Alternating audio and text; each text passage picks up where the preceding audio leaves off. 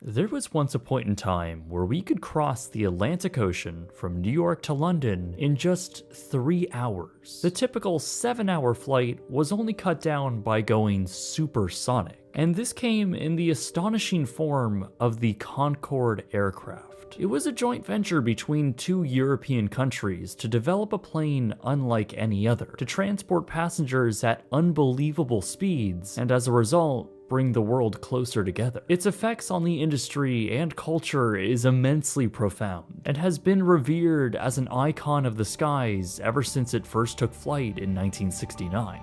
But then it all stopped. Concorde flew for the last time in November 2003. Not only did it die, but it put an end to the entire age of supersonic travel. Today I want to find out why. Why did supersonic transport fail, and what possible future may it have? It all began in Europe in the mid-1950s, when the British government had begun discussions of building a civilian aircraft capable of immensely high speed.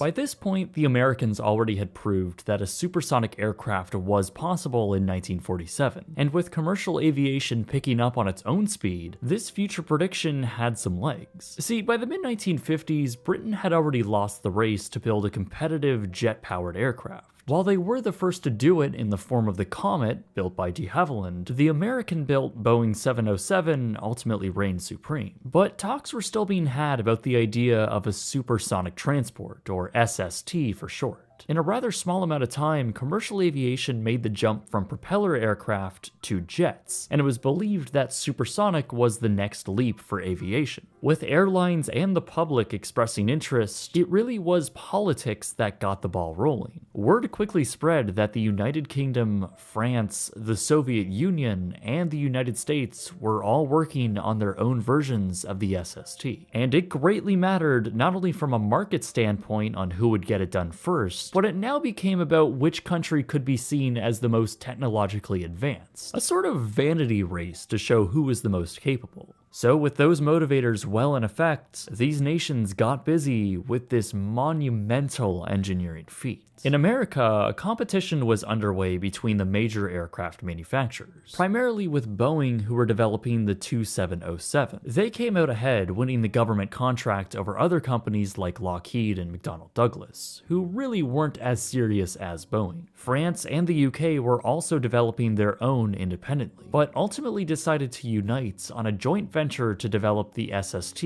and share the costs. It was announced in 1962 when the two countries signed their treaty, and it was quite a political move which really made a lot of sense, with two economically strong nations teaming up to share the costs, giving this project the highest likelihood of success. Meanwhile, the Soviet Union were also well into development, but theirs was what you'd call pretty awful. For them, it was more about getting it done first and giving the world the impression that their SST was superior. In reality though, their supersonic aircraft, which was called the Tu-144, had many design aspects from the French and British projects pretty much stolen. This allowed the Soviets to fast-track their design and have it approved by government officials in a matter of days. The Soviet Union ultimately did get their way though, as the Tu-144 took to the skies, making its first test flight in December of 1968. Just 3 months later, France and Britain was also ready to show off what they had created. They called it Concorde, and it was nothing less than an engineering masterpiece. Concorde was fitted with 4 highly powerful and unique Rolls-Royce Olympus engines, with a combined 152,000 pounds of thrust. With its unique ogival delta wing design, the narrow-body jet was designed to reach a cruising altitude of an astonishing 60,000 feet and cruise at Mach 2.2, which would later be decreased to just Mach 2.0 to save fuel. That's still a mind-blowing 1,350 miles per hour or 2,180 kilometers per hour, which is indeed faster than a speeding bullet.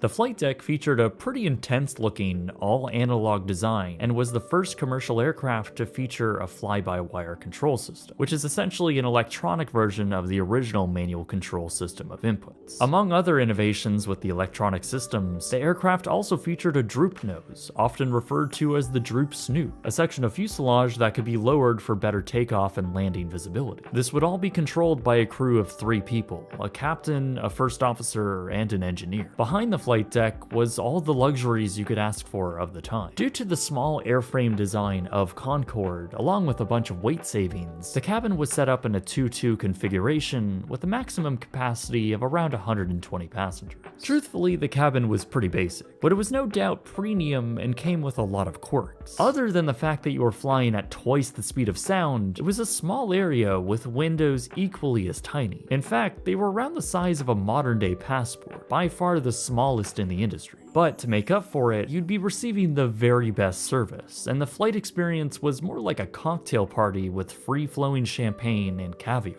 But this of course was all about speed and the ability to bring that to the public. Concorde was now ready to enter service after 13 years of development and 6 years after it took its first flight. By this point though, the landscape of air travel was already shifting, just not in the way everyone had thought. Boeing had decided to cancel their SST in 1971, despite over 100 orders being placed by numerous airlines like United, TWA, and Pan Am. Development costs ballooned out of control, and with government support drying up and a bleak market projection, the company had just killed the project. The Soviets were in a similar position. It turns out when you try and fast-track a passenger aircraft that has never been done before, it has some issues. The Tu-144 was riddled with problems, and even broke up in mid-air during the 1973 Paris Air Show. Tack on another 2 crashes, a horrible flight experience, and only 1 route option, and you have a plane that nobody wants to fly on. The aircraft entered passenger service in November 1977 and was quickly withdrawn less than a year later. Tickets were dirt cheap, and it must have cost them millions to operate. But for the Soviets, it was really more of a propaganda piece, if anything. It continued with freight service until it was grounded altogether in 1983.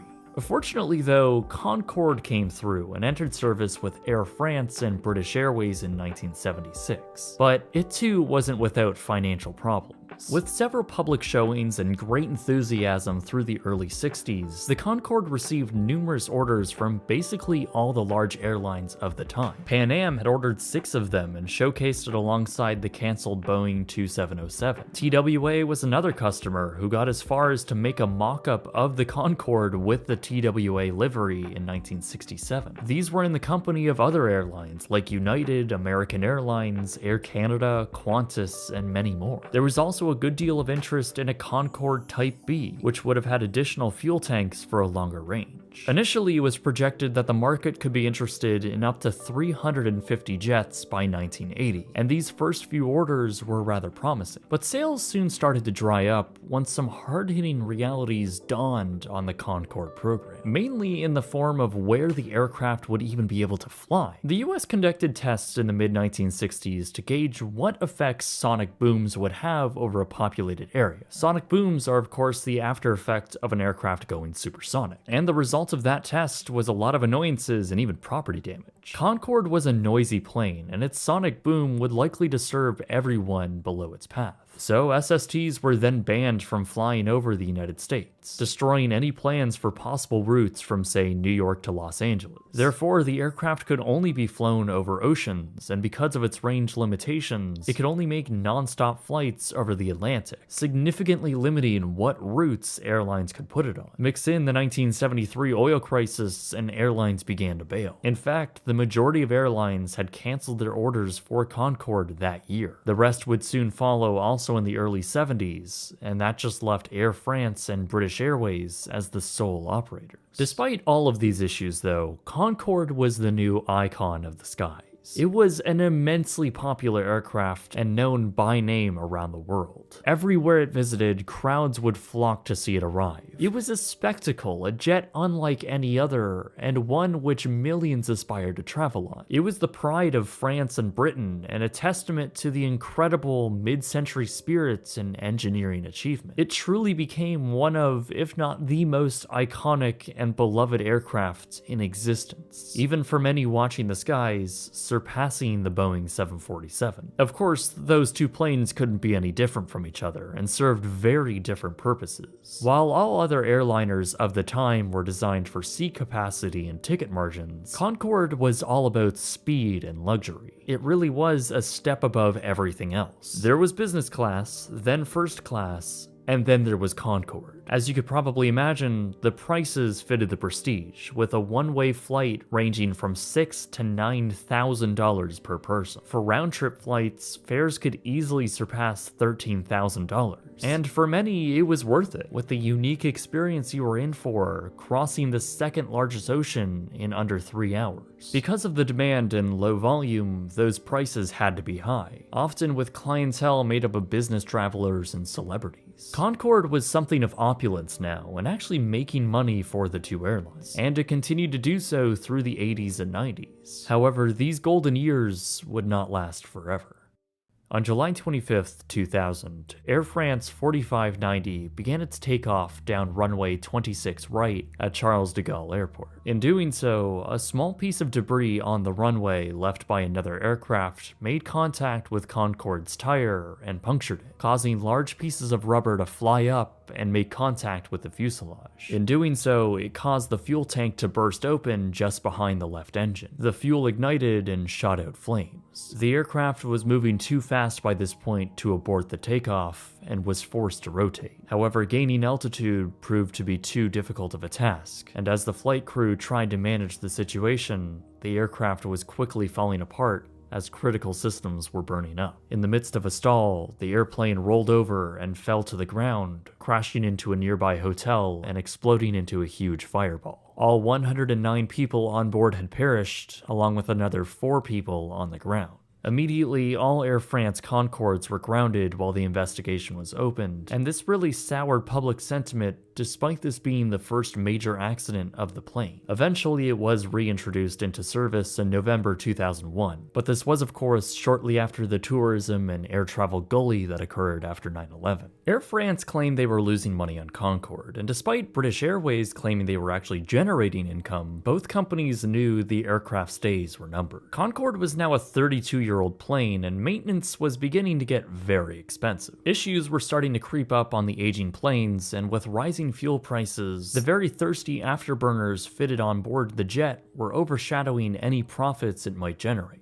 In fact, Concorde burned through an astonishing 25,000 liters of fuel an hour. For comparison, even larger jets like the Boeing 767 only burned through 6,000 liters an hour. Not to mention, only a handful of pilots were actually qualified to fly the very complex and strenuous aircraft. Plus, an engineer was still needed on the flight deck, something that had been phased out years ago. With business class on rival jets becoming more luxurious, for some, it was now hard to justify the price of flying Concorde just to save a few hours of flight time. With really no way to update the planes, the Concorde was both 1 foot into the future and 1 foot into the past. In April 2003, both Air France and British Airways announced they would be retiring their fleets by the end of that year. And with a ceremonious end, the fleet of Concorde made their final landings around the world. On October 24th, 2003, the last Concorde made its flight from New York to London, putting a final end to the age of supersonic air travel.